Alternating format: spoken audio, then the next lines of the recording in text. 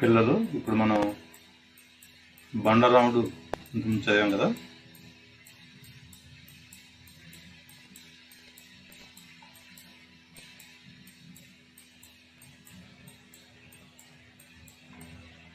చూడమని బండరాముడు మనం చదివాము. ఇప్పుడు బండరాముడు తర్వాత ఏముందో కథ చూద్దాము. అది చదువు.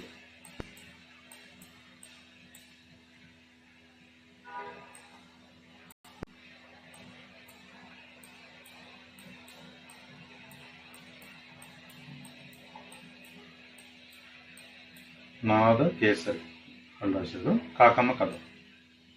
కాకులు పురాణ కాలం నుంచి కూడా ప్రసిద్ధిగన్నవి. పురాణ కాలం నుంచి అంటే చాలా ప్రాచీన కాలం నుంచి కూడా కాకులు ప్రసిద్ధి కలగన్నమాట.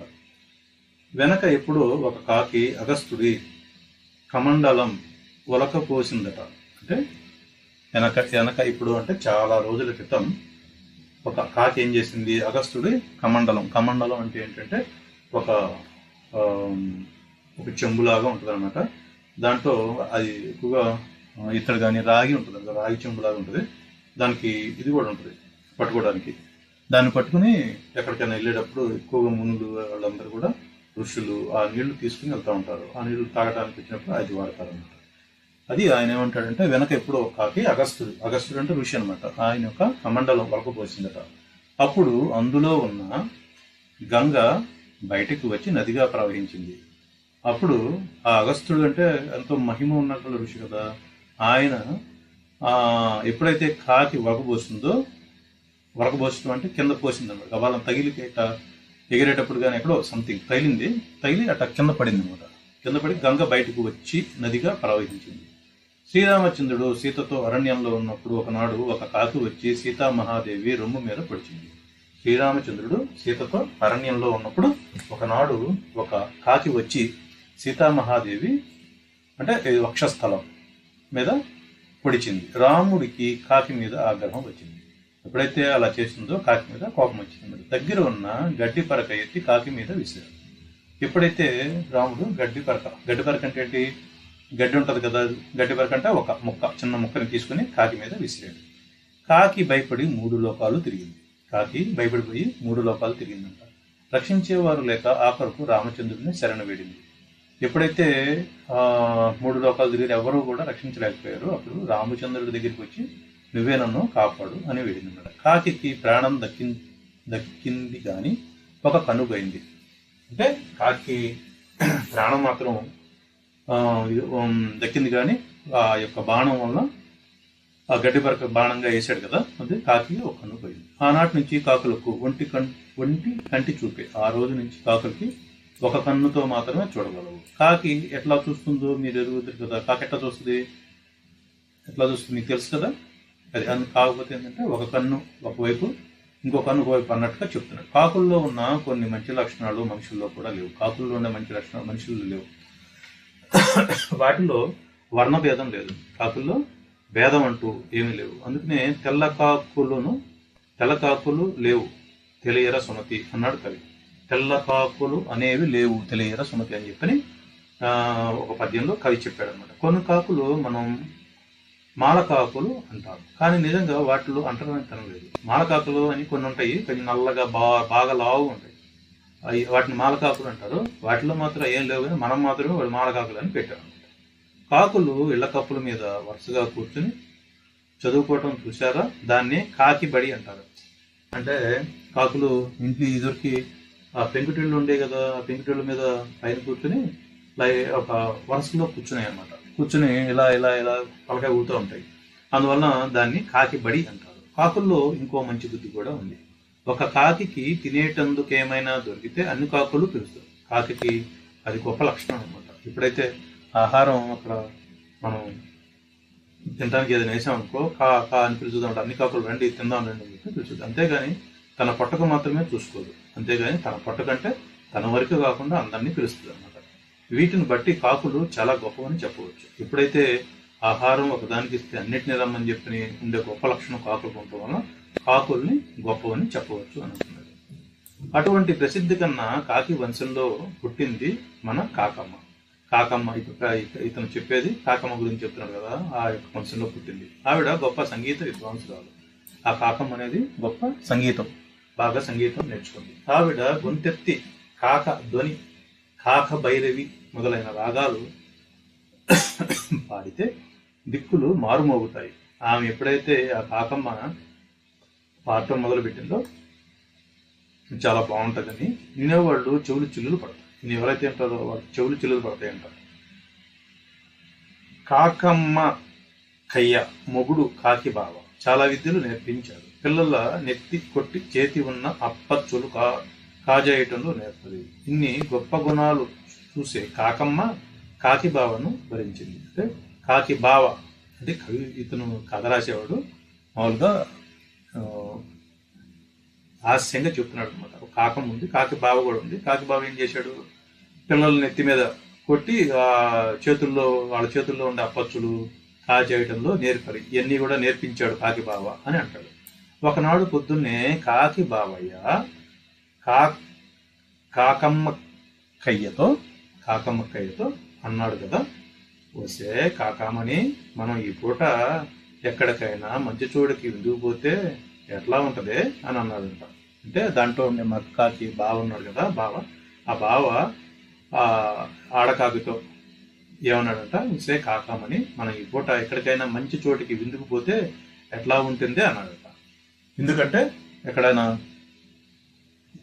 మంచి చోటికి పోయి విందు చేసుకుంటే ఎలా ఉంటుంది అని చెప్పాడు. బావకు సంతోషంగా ఉన్నప్పుడు అక్కయ్యను కాకామని చూసాడు. ఎప్పుడైతే కాకి బావకు సంతోషంగా ఉందనుకో, ఈ ఆడకాకినే ఉంటాడు కాకామణి అంటాడు. బాగానే ఉంటుంది, ఎవరింటికి పోదాం అని రాగం తీసింది కాకమ్మ. సరే బాగానే ఉంటుంది, ఎవరింటికి వెళ్దాం అని ఆ బావను అడిగిందంట మా కాకిని, ఆడకాకిని. కాకమ్మ ఎప్పుడు మామూలుగా మాట్లాడు సంగీతంలో తప్ప, అది కూడా మాట్లాడటం సంగీతంలోనే సమాధానం చెప్పిందంట. దగ్గరే నాయుడు గారి ఇల్లుంది. పొద్దుటి పూట వారింట్లో చక్కని ఇడ్డినలు ఉప్మా చేసుకుంటారు. అయితే నాయుడు గారు కుంభకర్ణుడు, బాలుడు పొద్దెక్కి గాని లేవరు. ఏ మనుషులో వీళ్ళు అంటే ఎక్కడికి వెళ్దామని అడిగింది కదా. అడిగితే నాయుడు గారి ఇల్లుంది, అక్కడ పొద్దున్నే ఇడ్లీలు ఉప్మాలు చేసుకుంటారు. అయితే నాయుడు గారు కుంభకర్ణుడు బాగా తిని నిద్రపోతాడన్న. కుంభకర్ణుడు అంటే నిద్రపోయి అంటే ఆలస్యంగా లేస్తాడని లేక, బాలుడు పొద్దెక్కి కానీ లేవడు, బాగా ఆలస్యంగా లేస్తాడు. ఏ మనుషులో వీళ్ళు అని అంటుంది. మనలాగా వీళ్ళకు తెల్లవారుజామునే లేచి అలవాటు లేదు. కాకులు ఎప్పుడు పొద్దున్నే తెల్లవారుజాము లేస్తాయి కదా, ఆ అలవాటు లేదు అని చెప్తుంది. బట్టి సోమరిపోతులు అంటే వాడు బాగా తిని ఏ పని చేయకుండా ఏ పని చేయరు అనమాట. సోమరిపోతులు అంటే వాళ్ళు అట్టా పడుకుని ఉంటారు, ఎప్పుడు సోమరిపోతుగా ఉంటారు, బద్ధకంగా ఉంటారు అనమాట. మన ఇద్దరము నాయుడు గారింటికి పోదాం, నువ్వు కమ్మగా ఆయనకు మేలు కొలుపులు పాడు, అప్పుడు ఆయన లేచి మాకు పలహారం పెట్టిస్తాడు అని అన్నాడు కాకిబాబు. నువ్వు సంగీతం వచ్చు కదా అని వెళ్ళేసి ఆ నాయుడు గారింటికి వెళ్ళి కమ్మగా చక్కగా నువ్వు మేలు కొలుపు పాటలు పాడితే లెగుస్తాడు అని చెప్పాడు బావ. అంటే మా కాకి చెప్పింది అన్నమాట. నాయుడు గారి ఇంటి పక్కనే వేప చెట్టు ఒకటి ఉంది, దాని కొమ్మ ఒకటి మేడ మీదకు ఉంది. ఆ కొమ్మ మీద కాకి దంపతులు కూర్చున్నారు. అంటే నాయుడు గారి ఇంటి పక్కనే వేప చెట్టు ఉంటే, ఇదివరకు పాతకాలంలో ప్రతి ఇంటికి ఒక వేప చెట్టు, బాదం చెట్టు, మామిడి చెట్టు, దానిమ్మ చెట్టు ఇవన్నీ కూడా ఉండేవి అనమాట. ఆ తర్వాత ఇంటికి పెరట్లో కానీ అవన్నీ లేకుండా పోయినాయి. కానీ పాతకాలంలో ప్రతి ఇంట్లోనూ వేప చెట్టు ఉండేది అనమాట. అట్లా ఈ వేప చెట్టు కొమ్మ మీద ఇద్దరు దంపతులు కూర్చున్నారంటే, ఆడగాకి మక్కకి ఇద్దరు కూర్చున్నారంటే, ఇద్దరు గొంతులు కలిపి ముచ్చటగా నాయుడు గారికి మేకలు పాడని ప్రారంభించారు. అంటే మెల్లిగా అరవటం మొదలుపెట్టారు. కాకా కాకాక్రా అక్రా కీర్క్రీ కాకా కా రాగా క్రూ క్రీ. కాకిపాటకు ఎంతటి వాడైనా నిద్ర లేవాల్సిందే. కాకిపాట ఋషులు తపస్సు కూడా భగ్నం చేయగలరు. ఎప్పుడైతే వీళ్ళు ఆ విధంగా అనేటప్పటికీ కాకిపాట ఋషులు కూడా భగ్నం చేయగలరు. అంటే ఋషులు తపస్సు చేసినప్పుడు మామూలుగా భగ్నం చేయడానికి ఏం చేస్తారు, దేవతలు వీళ్ళు కొంతమంది ఏం చేస్తారంటే నాట్యం, ఆడవాళ్ళని పంపించి నాట్యం చేసి భగ్నం చేయడానికి చేస్తూ ఉంటారు. కానీ ఈయన ఏమంటాడంటే, ఈ కాకులు సరిపోతాయి భగ్నం చేయడానికి, ఋషుల దగ్గరికి కాకులు పంపిస్తే చాలు, వాళ్ళే లభిస్తారు, వాళ్ళకే భగ్నం జరుగుద్ది, అంటే వాళ్ళు తపస్సు ఆపేస్తారు అని చెప్తున్నాడు అన్నమాట. కానీ నాయుడు గారు యుద్ధముద్దు స్వరూపం, అందుచేత ఆయన కాకి దంపతుల పాట లక్ష్యం చేయకుండా గురకబెట్టి నిద్రపోతున్నాడు. ఆయన కుంభకర్ణుడు ఇందాకే చెప్పారుగా, నాయుడు గారు చక్కగా నిద్రపోతా ఉన్నాడు వీళ్ళు ఎన్ని పాటలు పాడినా కూడా. అందుచేత మన కాకి దంపతులు స్థాయి హెచ్చించి రాగం మార్చి ఇంకో మంచి పాట ఆరంభించారు. సరే, ఎంతసేపటికి నాయుడు గారు లేకపోయేసరికి కాకులు ఏం చేసినాయి, బాగా అరవటం, పెద్దగా కా కా కా పెద్దగా వచ్చినాడు. కాక భైరవి ఆలాపన జోరుగా సాగింది. కాక భైరవి ఆలాపన అంటే ఆ యొక్క తీవ్రత బాగా పెంచి మరీ పాడుతున్నారు.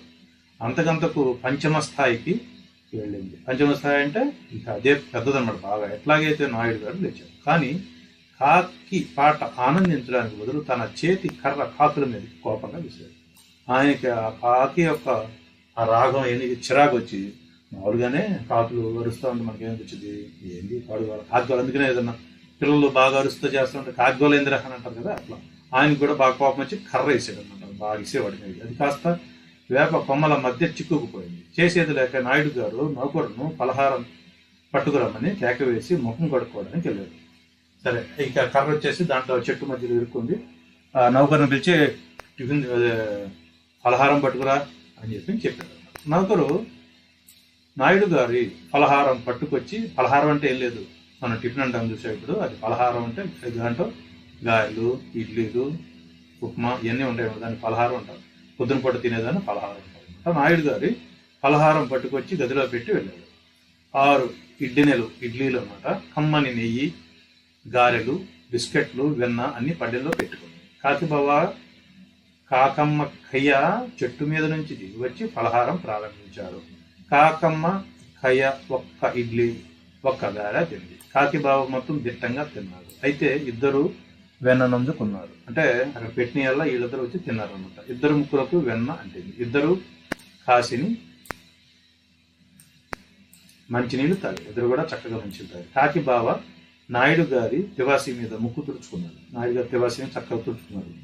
కాకమ్మ కయ్య పక్క గుడ్డలతో తుడుచుకున్నది. పక్క గుడ్డలతో ఆడకాకి తుడుచుకుంది. ముక్కు తుడుచుకున్నగా కాకి బావకు మంచి ఆలోచన వచ్చింది. ఎప్పుడైతే తుడుచుకుంటా ఉంటే మంచి ఆలోచన వచ్చిందంట కాకి బావకు. పలహారం పళ్ళెమంతా తను పట్టుకుపోతే ఎంత బాగుంటుంది అనే ఆలోచన బాగానే ఉంది. కానీ పట్టుకుపోవటం ఎట్లా అంటే, సరే ఇటు అక్కడ పళ్ళెం ఉంది, అన్నం తినేసాము, ఆ పళ్ళెం కూడా తీసుకెళ్ళిపోతే పోయేది కదా అని అనిపించింది వాడు కాకిబాబుకు. పలహారం పళ్ళెం ముక్కుకు అరపదు. అందుకని కాకిబావ పలహారం పళ్ళె కింద ఉన్న గుడ్డను ముక్కుతో పట్టుకుని లాగాడు. ఎప్పుడైతే మరి పళ్ళెం పట్టుకుంటే కుదరదుగా, పళ్ళెం పెద్దదిగా ఉంటుంది కదా, అది రావటం కుదరలా, అందుని చెప్పి గుడ్డను లాగాడు. బల్ల మీద పళ్ళెము, గిన్నెలు, గ్లాసులు పెద్ద చెప్పుడుతో కింద పడ్డాయి. అవన్నీ కూడా కింద పడ్డాయి అన్నమాట. ఇక గప్చిప్ అక్కడ ఏం జరిగిందో కూడా చూడకుండా కాకిబావ కాకి అమ్మకేవో ఊళ్ళో కూడా ఇచ్చాడు. ఎప్పుడైతే ఈ పెద్ద శబ్దం వచ్చిందో అవన్నీ కింద పడిపోయినాయి గ్లాసులు. ఎప్పుడు గబాలను పైకి ఎగిరిపోయారు. ఓ ఇంతేనా అంటే విందు చక్కగా చేశారు. అంతా ఇదివరకు ఎట్లా ఉండేది పాతకాలంలో, చిన్నప్పుడు కూడా కారపూస అట్లా పెట్టారు అనుకో, అని తింటా ఉంటే గబాలను వచ్చేసి ఒక్కసారి అవన్నీ మొత్తం కింద పడేస్తాయి. వెనక నుంచి వచ్చి ఇప్పుడు నెట్టినట్టు కింద పడంగానే చక్కచక్క 4-5 పరుపులు తీసుకుని వెళ్తారు. అంటే మనం వేసామనుకో వాళ్ళకి పెద్దగా అరిచి మిగతా కాపులను కూడా పిలుస్తూ ఉంటాయి. అది బాగుందా కదా. తర్వాత ఇంకోటి చూద్దాం, తర్వాత ఇంకో కదా.